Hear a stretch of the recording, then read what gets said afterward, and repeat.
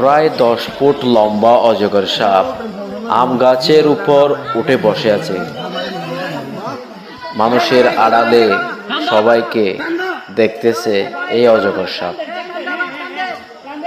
এই ঘটনা ঘটেছে কক্সবাজার জেলা উখিয়া থানা ফারাতিয়াপাড়া গ্রামে। একটা বাড়ির আম গাছের উপর এই অজগর সাপটা বসে আছে।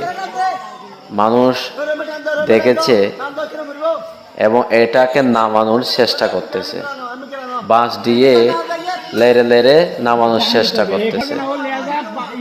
আসলে বন্য প্রাণীগুলো মানুষের লোকালয়ের মধ্যে চলে আসতেছে, কারণ বন জঙ্গল নষ্ট হয়ে গেছে।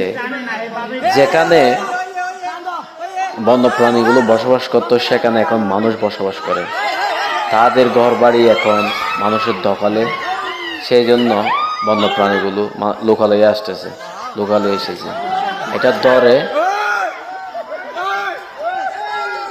বনে অধিদপ্তরে নিয়ে গেছে।